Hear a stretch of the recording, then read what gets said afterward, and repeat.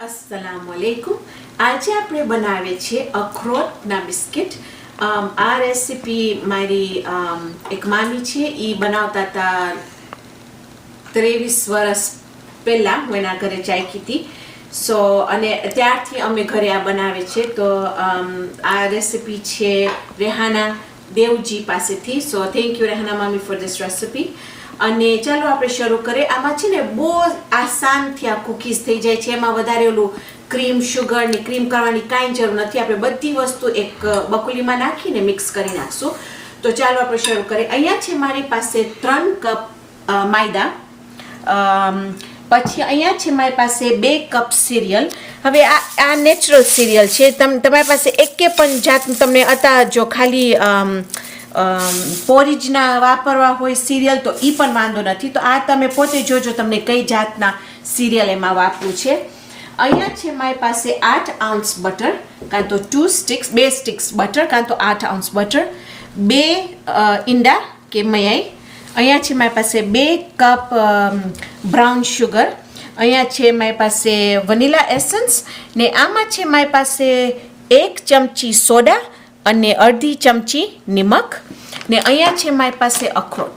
હવે અખરોટ પણ જ્યારે એ બનાવતા હતા તો એ સાવ એને ભાંગી નાખતા હતા, પણ હું એના પછી જેટલી વખત બનાવી છું મને અંદર આખા ગમે છે। તો આ પાછું તમારા ઉપર છે, જો તમને આખા અંદર રાખવું હોય તો તમે આખા રાખજો, તમને સાવ ભાંગી નાખવું હોય તો બિલકુલ। ચાલો આપણે આ લોટમાં નાખી દઈશું પહેલાં આપણું બટર માખણ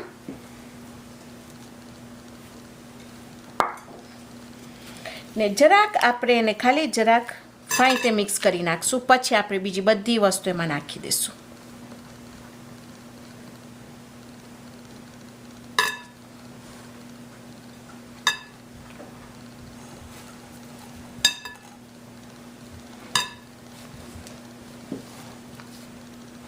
અને આ જે બિસ્કિટ છે આપણે ઓવનમાં નાખશું 350 ડિગ્રી ઉપર લગભગ 30 કે 35 મિનિટ માટે। પછી આપણે ઓવન ઓફ કરી ને પછી એની અંદર આસ્તે પોતે સાવ કડક થઈ જશે। હવે જો તમને કડક ના કરવા હોય તો તમે ત્યારે કાઢી નાખશો। અમારા ઘરમાં અમે સાવ કડક એવી તામ ખાય છે અને એને आता આપણે હાથેથી જ પાડી નાખશું। બસ હવે આપણે લઈ એની અંદર આપણે ખાંડ નાખી દઈશું આપણી।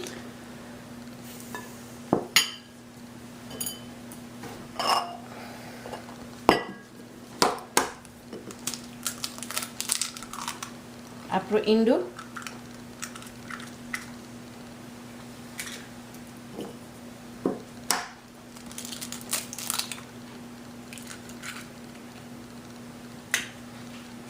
પછી પાછું હજી એક વખત આપણે મિક્સ કરી નાખશું। પછી આપણે એની અંદર સિરિયલ નાખશું।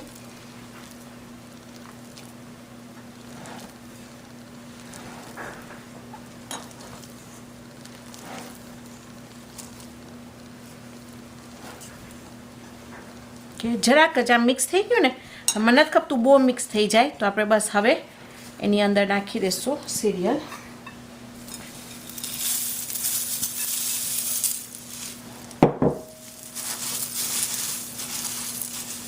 વચમાં હું ખાલી જરાક આમ હોલ કરું છું ને એની અંદર આપણે નાખી દઈશું આપણું બેકિંગ સોડા અને નિમક અને પછી એની અંદર આપણે નાખશું આપણું વનીલા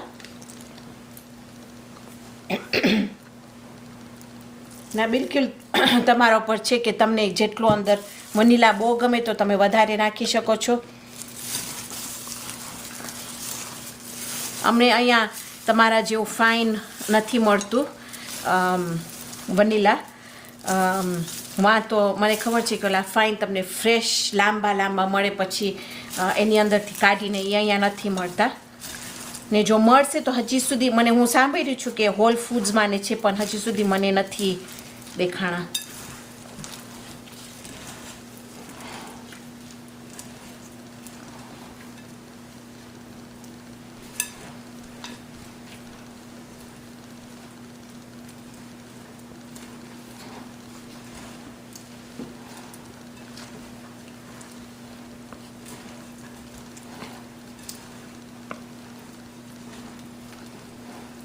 ને આ હું મશીનમાં પોતે નથી બનાવી, કારણ કે એ જેવી રીતે અમને બતાવી રહ્યા હતા હું એમ જ બનાવતી આવી છું.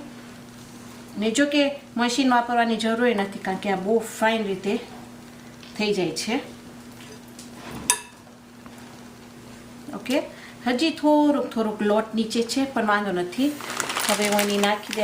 આમાં છે 2 કપ અખરોટ.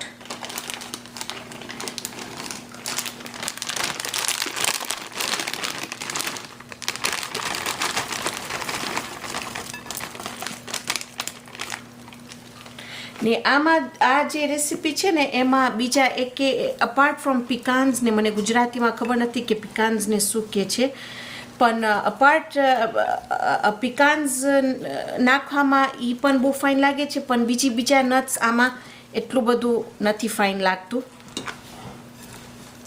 અને જો તમને વધારે એમાં અખરોટ નાખવું હોય તો તમે નાખી શકો છો. મારી પાસે અહીંયા બીજી બેગ છે, આપણે જોશું, કારણ કે અમારા ઘરમાં અખરોટ બધાને બહુ ભાવે છે.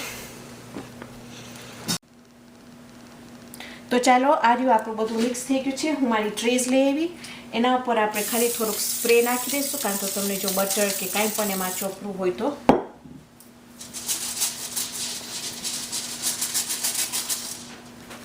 હવે આ જે બિસ્કિટ છે એને આમ ગોલ કરીને કે નહીં, આમ જ આવી આમ પાડવાના છે. કોઈક વખત ઘરમાં મારી નાની છોકરી કહેશે રોક કૂકીઝ, અને કહે છે પથ્થરના શેપના કૂકીઝ, તો તમે એમ કહી શકો, પણ આમ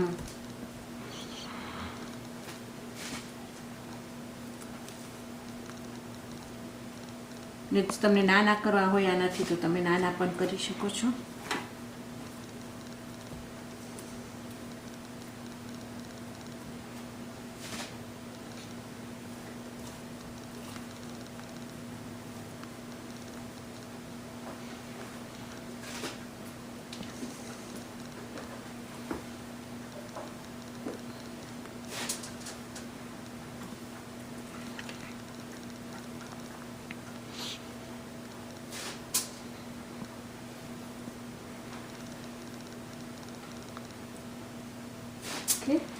હવે આપણે નાખી દઈશું, બધા પતાવી નાખીશું.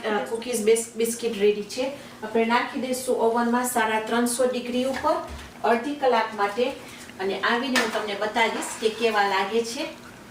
તો અહીંયા લગભગ 30 મિનિટ લાગી, ને તમે જોશો તો આપણા બિસ્કિટને ફાઇન બદામી કલર થઈ ગયા છે, ફાઇન, પણ જરાક હજી પોચા છે. તો હવે હું શું કરીશ કે હું એને ટર્ન બંધ કરશું. આપણે આ કાચ નીચેના કાઢી વચલા આપણે નાખી દઈશું.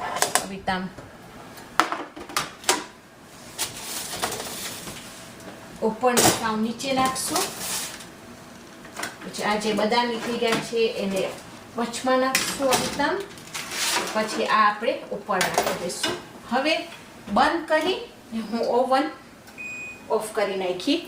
હવે અંદર ભલે પોતે થતું હશે. હવે જેને કડક ના ખપતા હોય તો આ ટાઈમે કાઢી નાખજો. અમે ઘરમાં કડક બહુ ભાવે છે, તો હું રાખી દઈશ એની અંદર.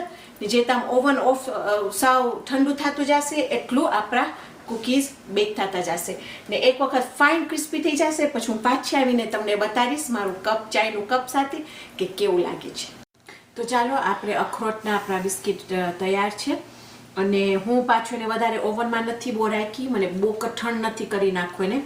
તો હું તમને બતાવીશ. આ છે મારી ચાય, અને હું ક્યાંની ખોબરું છું કે તમને આ ટ્રાય કરીને બતાડું. એકચ્યુઅલી હું પહેલાં ટ્રાય કરીશ કે જો આવી રીતે આમ, તો જો એટલું બધું કઠણ નથી, અંદર અખરોટ ફાઇન રીતે દેખાય છે, ને આપણે ટ્રાય કરશું.